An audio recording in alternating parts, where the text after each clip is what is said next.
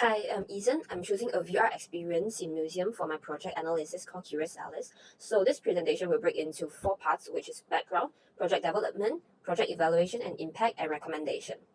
So Curious Alice was launched on the year of 2020 as part of the Alice Curiouser and Curiouser exhibition at London's Victoria and Albert Museum. So this project was collaboration between HTC Vive Art and Preloaded Game Studio. So HTC Vive Art provide the platform to bring the VR experience to life, while Preloaded handle the overall VR content and storytelling. So obviously, the name of this VR project, Curious Alice, is inspired by Alice Adventure in Wonderland and also the classic novel written by Lewis Carroll in 1865. So it's bring a over 150-year story into digital advancement, which is VR. So Curious Alice reimagined the Wonderland with new art style and familiar story elements to engage modern audience. So the overall visual illustrate from an artist called Christiana Williams. She merged in traditional printing technique that reflect the original Victorian style of the novel illustration, create a unique blend of old and new. And the visual is different from Disney movie Alice in the Wonderland, but both story are from Alice Adventure in Wonderland.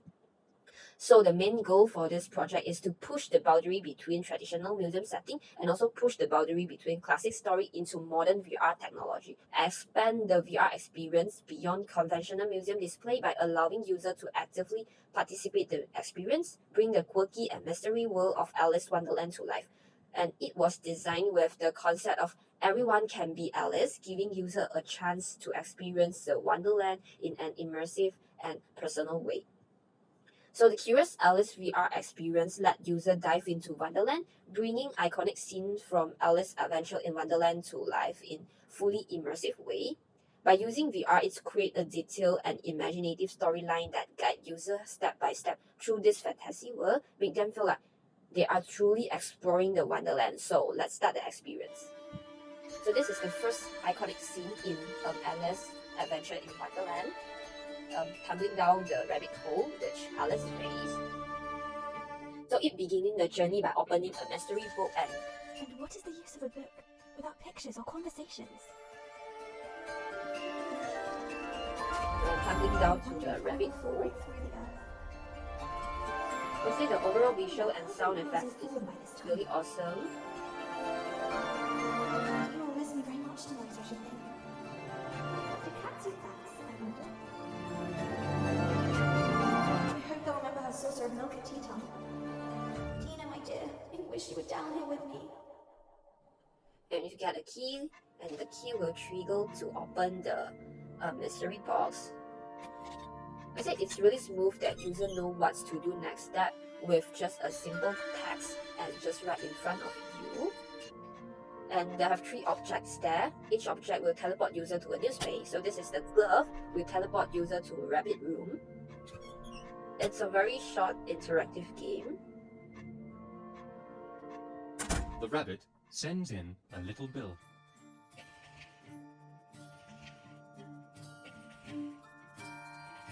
Why, Marianne, what are you doing in there?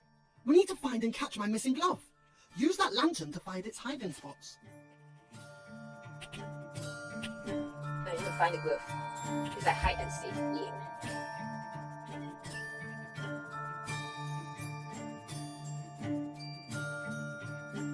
Have a look around. So when you can't find it, the rabbit will respond in real time to user action like have a look around, is it inside something? So this immediate feedback helps maintain immersion and flow to ensure user remain engaged without feeling stuck. So this is another scene, which is a pipe. Will teleport user to psychedelic mushroom field to solve the caterpillar mind blending. Advice from a caterpillar. Who are you? So I hardly I really know love the just a visual. present. It's so At least I know detailed, who I was colourful, when I got and up this morning. But I amazing. think I must So have I'm going to changed skip several this. times It's since quite then. long What do you because mean with by a that? lot of Explain videos. yourself. And I found some of the issue on this section. I will share it later in recommendation part. Remember? So I just skip it. And this is the last object. It's my favorite part because you drink it, you turn it into little Alice smoothly, which will relate to the narrative. And will teleport to a new space. without controlling your controller. You can just look around immersive in this world and slowly move you out to the small door. The Queen's Croquet Ground. At last, a beautiful garden, bright flower beds and cool fountains. What's your name, child? My name is Alice.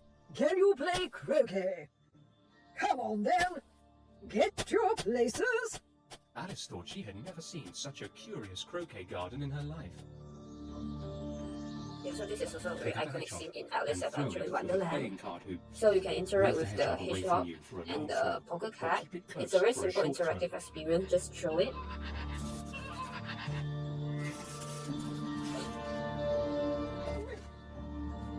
Yeah, just throw it. Okay, I'm going to skip a little bit here because it's quite long.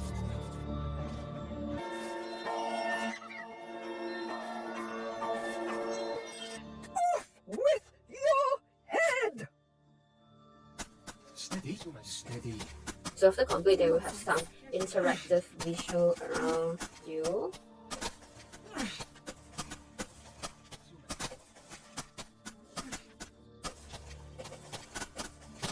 I don't think they play it all fairly.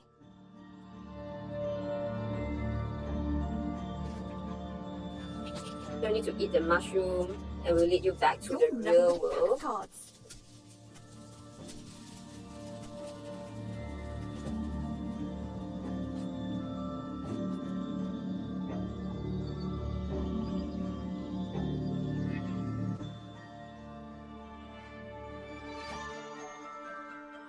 So the experience end in Rabbit Hole. I would say the transition of the overall experience is amazing, frequently using smoke effect, black screen or repeat object to transform to another scene. So it's really impressive how high quality visual and the sound effect align closely with the user in this whimsical wonderland by respond in real-time user action, interact naturally, like picking up the key smoothly, transition to unlock the mystery box, which reveal 3 interactive items right in front of the user and enhancing the flow and engagement with the overall VR experience. And also the field of view, FOV, it's within natural comfort zone. Everything is just in front of you, unless you want to like look around for the stunning visual. So for the development process, of course, we start from the concept and design, the reflection of Wonderland's theme and visual, choosing which iconic scenes and content going to show. And then we move on to prototype development, which managed by Preloaded Studio. They will transform the 2D arts to 3D interactive object and also the overall immersive setup. So the user testing is a very important part. The animation and interactive we refine to user testing from all of the team's member to their family's member to ensure the experience went smooth. So the technology, of course, VR headset, but only available for Vive and Oculus Rift S and Rift, and accessible both on-site at V&A Museum and also for remote user, they can use like Vive and Oculus through the VivePod platform. So the challenge for development team is everything happened during COVID-19, so they need to work remotely. It's quite challenging for a huge team to work remotely, especially VR project. So for Preloaded, they're transforming 2D arts to 3D VR. It's quite challenging for them because it starts from a very flat graphic illustration and it's from an artist's work. So it's really challenging to maintain the overall unique and original style into 3D object. And then for the marketing strategy, I would say the experience was designed to reach both on-site visitor and remote user. So for a museum visitor, the VR setup is fully immersive, make them feel like they are truly stepped into the wonderland. And so for home user, the experience is available on personal VR device through this post different engagement challenges. So you can look at the picture bottom, it's all museum setup, those physical setup. So the user will go through all of this, then only move into the VR. So it's really like immersive from physical to virtual. And the evaluation and impact, I would say they have 2 group of target audience and which targeting different approach. So for museum, I would define the target audience as art enthusiasts and fans of the story. So for remote user, I would say from fans to broader audience, which open for everyone, of course, only for those who have the VR headset.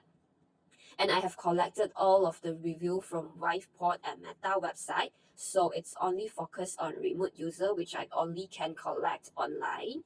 So to summarize it, most of the user, they appreciate the detailed scenes, the mood setting music, and the flow of the storyline, which are complemented the world of the Wonderland, and user feel immersive and captivating on the visual. It's let them feel like, oh, I am the Alice. So for remote user, basically they have two different kind of people. It's game focused user, so they found the story, the short duration and lack of local motion mechanic in the overall experience, which underwhelming, and it didn't provide enough interactive to hold their attention. They felt like I spent the money that, but it's not worth it. So as we know that those people who have their own headset, they will expect something more because they are into this VR digital aspect. And another group of people which is more enjoying on the visual, I call them visualizer, while the real-time hints were appreciated by those engaged with the overall game mechanic. It's offer immediate guidance, but the voice over hint might disrupt the experience for visualizer to explore the visual detail. Here are the example. Is it in plain sight or inside something? I mean, the hint is good for people who enjoy the game mechanic, but for those who enjoy the visual might feel a little bit disturbing. But in my personal opinion, I do feel like this is quite a successful VR experience. The environment and the visual itself is really impressive, and they have a reason why Curious Alice is successful, because I found out it's not only exhibit in London, it exhibit across the country, and it is a project from year 2020, but it still remains captivating today. Before I analyzed this project, I was a bit worried about the year of it because it's like 4 years ago. It might be a lot of issue to bring out compared to current year. But Curious Alice still stand out as an immersive masterpiece project that meets modern trend. Like for this year, they exhibit in China, and last year they exhibit in Taiwan. So it's ongoing. It's a long-lasting long-term project, I feel like, and they selling the nostalgia brings the emotion connection to audience, which add another layer of the success. So for the recommendation, technical improvement, the interactive experience actually is quite basic, like throwing, grabbing, kind of interactive, right? But overall technical in museum setting, I think it's really good enough. It's reasonable because of the timing and avoid crowding issue in the museum. So I think the technical, it's good in museum, just that at home user might feel a bit boring and not worth it because it's a pay game. They will expect something more. So the overall experience mainly relies on static interaction, encourage user to go with the flow of narrative and look around at the beautiful visual. I feel like provide more interactive and dynamic movement system will be good, like movement option for user to walk through the certain scenes, cause like when we go through just now the Curious Alice, the overall environment setup is quite small and they separate into few rooms. So I feel like it's good to have more teleport point or teleport movement option to let user interact more. It could make it feel less static and further immersive user in the world of the Wonderland. And okay, this is the content improvement part. I think it's a very big issue in one of the game, the caterpillar section. Let's see how awkward is it. The user didn't get it, the meaning of the riddle, and just randomly put the answer till it correct. Interesting. And so funny, if you're wrong, the caterpillar will keep like saying interesting. It's an auditory feedback instead of visual feedback. Interesting. Interesting. Yeah, until we finally found the answer. So this section, I feel like it's really challenging, especially those who are not English native speaker, will ruin the whole experience because the user didn't get the content. So maybe highlight some certain words in the sentence for hints will be great because they target to a very wider audience. Yep, so for the marketing strategy and audience target, so because they target both on-site and remote, I think it's really good. But to enhance the remote experience, I feel like developer could consider creating two different versions of Curious Alice. Like the current version can still maintain for museum setting, but for home version could offer a longer duration, additional layer, interactive layer, or multiple possible ending like the Black Mirror Bandersnatch. By adding replayability and giving user a reason to return the VR experience multiple times to explore different narrative and scenario, this maybe will let them feel worth it because they spend the money. So for conclusion, Curious Alice, I think it's quite an outstanding project that blends in a strong narrative, immersive visual and interactive experience into VR, and provide a very huge gap between real world and story world, which is really good. And a lot of users feel immersive and really into it, put themselves into I am Alice perspective. So overall, I think this VR experience is more toward to people experience the Alice world with the stunning visual and environment instead fully gaming kind of VR. And I feel like it's not really pricey, it's 12 ringgit, just that people with the headset, they will probably expect something more. And I think Curious Alice is a great example and successful example of how VR can bring museum exhibit to life in an innovative and accessible way. Yeah. Thank you.